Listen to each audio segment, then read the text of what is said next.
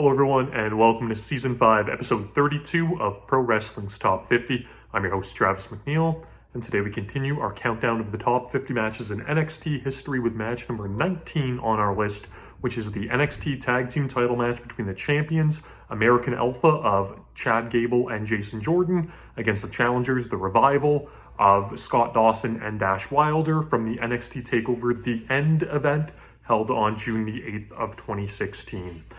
This was the tag team title rematch between these two teams. They had an excellent match at the TakeOver Dallas event. They were the opener of that WrestleMania weekend show, set a great pace for what ended up ultimately being a great show. These two teams just have excellent chemistry together. And I feel like their series really gets underrated in the grand scheme of things. The Revival later on in 2016 would go on to feud with DIY, Johnny Gargano and Tommaso Ciampa, and I feel like those matches kind of overshadow a little bit the great matches that they had with American Alpha. And American Alpha in general was kind of like a bit of a forgotten team. You have Chad Gable, who, as of the time of recording this video, is now one half of the Raw Tag Team Champions as part of the Alpha Academy with Otis.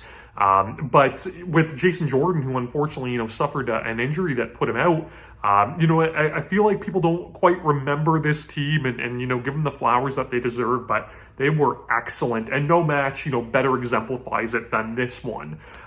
This is basically what, two teams that grew up watching late 80s, early NWA, would, run if they wanted to do like a Midnight Express versus Rock and Roll Express tribute match. And I don't mean that, despairingly, as a disparaging comment whatsoever. There's nothing wrong. There's no better tag team match that you could try to emulate than, a Rock and Roll and Midnight match. But, it has this great added little wrinkle that, American Alpha, they're so athletic that they also bring this bit of like a Steiner Brothers vibe. So we never really got to see a great, match between the Midnight Express and the Steiner Brothers. So this almost gives you that glimpse of, what if those two teams could have locked it up. So the story with this one is that in Dallas, the Revival kind of got caught up a little bit by American Alpha, in their explosiveness. But overall, they know that they are the better tag team. So going into this rematch, they're really going to try to use their tag team smarts, their in-ring IQ on a tag team level, and that's, what should help them regain the titles. But American Alpha comes into this match almost with a little bit of a chip on their shoulder, basically showing, you're putting us down, you think you're the better tag team. Well, we're going to show that we have the tag team smarts and that we're better than you in every single way. And they really established that early on in the match. And it starts off with this kind of a unique spot where Scott Dawson and Chad Gable, they kind of, grab each other by the arm like a wrist control spot. And Dawson starts to pull Chad toward his corner, and he's going to, try to make a tag and immediately go on the 2-on-1. But Gable, has the strength. He's able to break it, and we kind of get this like standoff right after the opening bell between both teams. And it's kind of a great, precursor to what we would see throughout the story of this match, with American Alpha basically saying, we've got your number better than you think that we do. Chad Gable is one of the most underrated wrestlers there is going. He is so good at everything he does.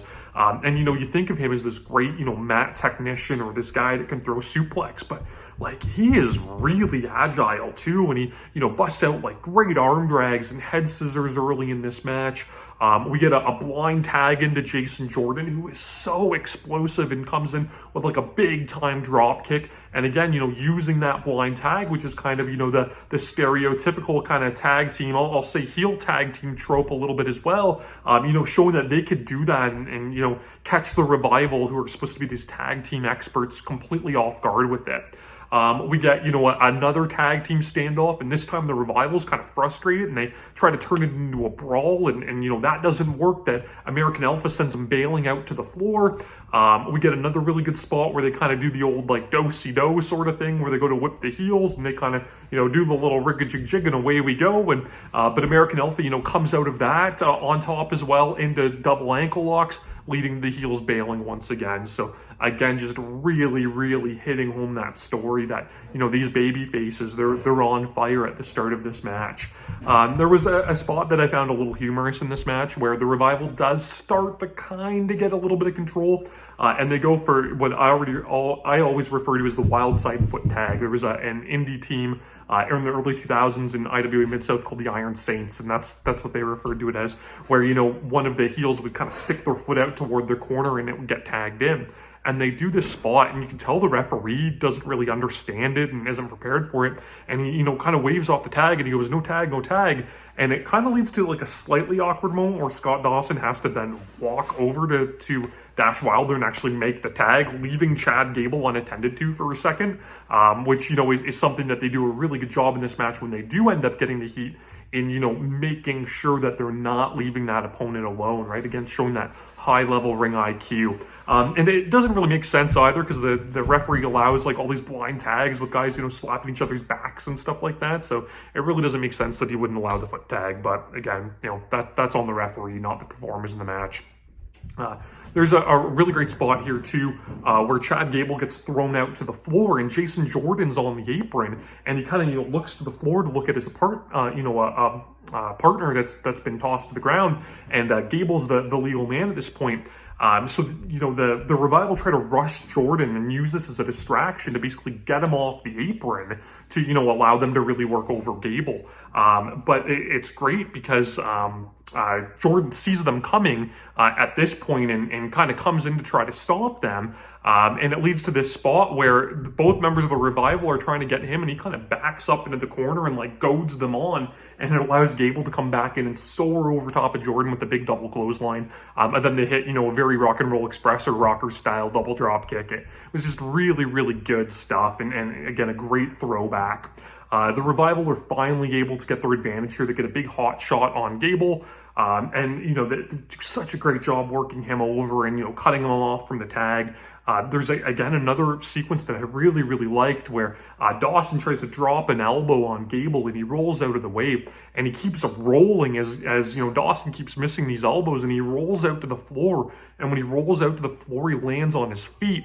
So now, you know, he was on the mat with somebody towering over him, but now he's actually got the level advantage, and it allows him to get a big punch into Dawson. And we get, you know, a great tease of a tag here where he then, you know, slingshots himself in with the sunset flip and rolls through and goes for the big dive tag to Jason Jordan, but Dawson catches him midair and lays him out with a spine buster. It was such a great, you know, falsy to the hot tag, and again, it just builds that heat, right? That Southern style tag wrestling's all about building that heat to lead to the hot tag. So they do another great, you know, little cutoff spot where Chad Gable gets the Minoru Suzuki style, like hanging armbar on Scott Dawson, and he actually takes him all the way to the floor with it. And there's this great moment where, you know, Gable's on the floor and he's, you know, across the ring from where Jordan is on the apron, and he realizes like this is his chance. He's got to get in the ring and dart across to make the tag.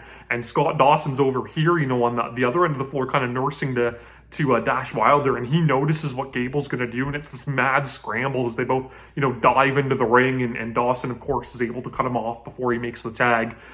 We finally, though, get the really great hot tag, where, you know, Gable manages to dive and evade and crawl through both guys' legs, and, you know, every Ricky Morton spot they can think of before he makes the tag. And I've talked about it. Jason Jordan is such an explosive wrestler. And he comes in and he's hitting all these big suplexes. He hits like a capture Taz plex, and he drops one of the Revival guys with a flapjack where he just, you know, tosses him 10 feet into the air. That looks, you know, so great.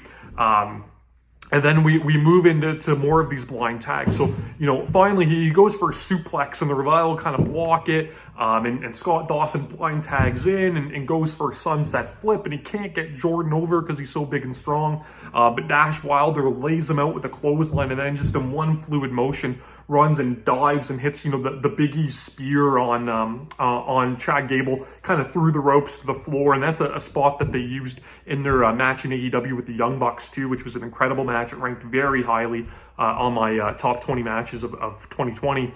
But they use that spot here, and it's great. And then we get the flip side of that coin, where American Alpha, Dawson's going for a backslide, and they get the blind tag in. Jordan flips Dawson over on the backslide. Gable comes in, grabs a German suplex. Jordan hits a drop kick, right into this beautiful bridging German suplex from Gable, and Jordan dashes across the ring and hits Wilder off the apron, but that's only good for a 2 as well. So again, both teams going tit for tat with all of the tag team things that they can do with the blind tags and the double teams, and it's creating all of these really wonderful, great near falls as the crowd just gets hotter and hotter and hotter and hotter.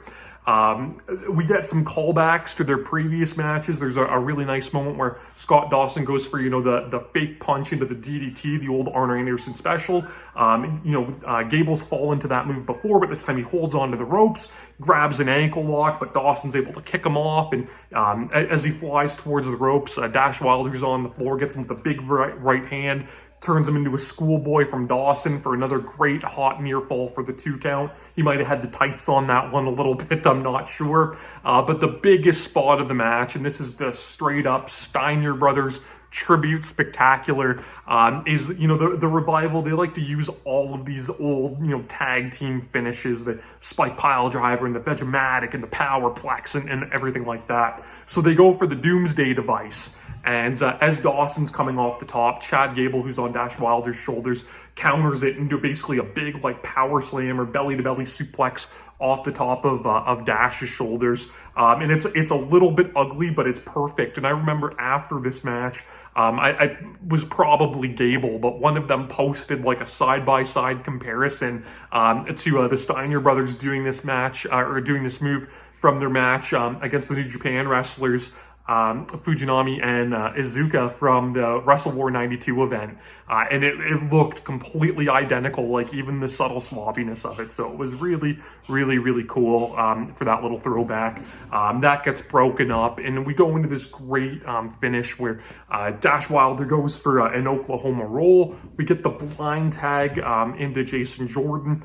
And they did this finish in Dallas where it was, American Alpha using the blind tag, leading to Grand Amplitude for the finish. And they replicate that here where Jordan comes in off the blind tag. It's the big shoulder tackle in the corner. And they go for Grand Amplitude, which is like a toss-up into a belly-to-back bridging suplex. But Dawson comes out of nowhere, throws Gable to the floor, catches his partner, Wilder, coming down, props him on his feet. It allows them to hit their finish, the Shatter Machine, that flapjack front lung blower, and it's enough to put Jordan down for 3. And it was again just this great callback to the original match. Saw the titles change hands once again, and it's funny because NXT, they would drive so many rematches into the ground. They would do all of these takeover trilogies where guys would wrestle on 3 consecutive takeovers.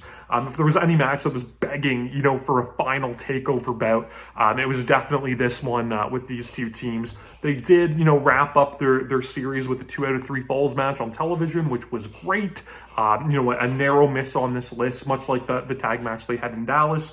But unfortunately, I really do feel that with an elongated time frame, maybe the 2 out of 3 falls stipulation on a takeover, they really could have put on, the absolute masterpiece that I think they're capable of. As it stands, though, this match is excellent. One of the best tag team matches in NXT history. One of the best tag team matches in all of WWE in the modern era. And if you've never seen it, it is certainly worth a look, especially given the fact that, the Revival's now in AEW. Jason Jordan's retired.